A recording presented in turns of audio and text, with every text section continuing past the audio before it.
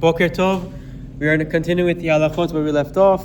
We're getting in the third section of this chapter, listening to Lashon Hara. So we spoke about Kabbalah. We spoke about listening in order to be Choshesh, to be suspect, or when you have suspicion. Now it's listening without Kabbalah. The Halacha explains, the Chafetz Chaim brings down, Shemi'at Lashon Hara, listening to Lashon Hara and Rechilut, even without being Mekabel. Okay, we have already defined and we've accepted and we've explained the prohibition of accepting Lashon Hara to be the truth.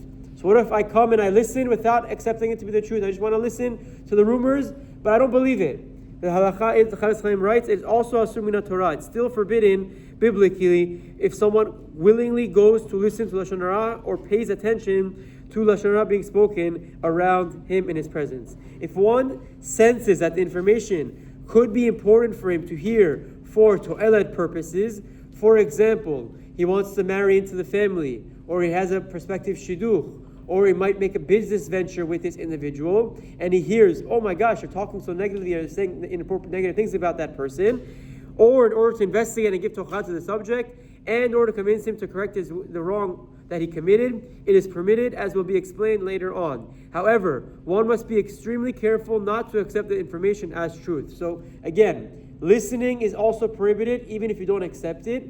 If there is a to'elet, if there's a reason, if there's a potential protection, we'll discuss to'elet in the upcoming pages, but if there's a to'elet, a reason why you need to listen, then it will be okay. But then it goes back to chapter 1 where you can't accept it.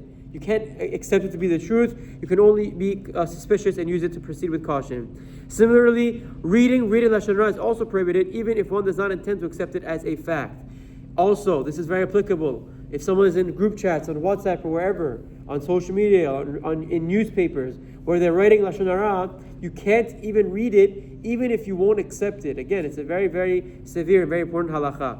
Number 2, only if not causing the speaker to stumble. Listening to Lashon Hara for to'elet purposes is only permitted if the speaker is also saying it for a to'elet purpose, meaning it needs to work both ways.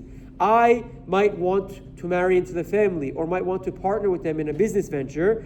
He might not know that. If he doesn't know and he's just speaking derogatory information to put down another Jew, then you can't listen because you're causing him to sin. Or if he already started speaking before the listener came, it'd also be okay. Otherwise, the listener would be guilty of lifnei iver, of causing that person to sin, since he's causing him to transgress forbidden speech. It's a very important halacha that even in a scenario where you're coming to inquire or listen, to'elet, for a specific reason, you have to make sure that the party who's saying over the negative information is aware and not just speaking out of his to spread gossip, because then it doesn't help. Because for you it might be okay, but for him it's still not okay unless you're both on the same page of why he's speaking negative. Those are two important halachot. We'll continue with this idea of how to listen to to'elet tomorrow. Chazak u'baruch.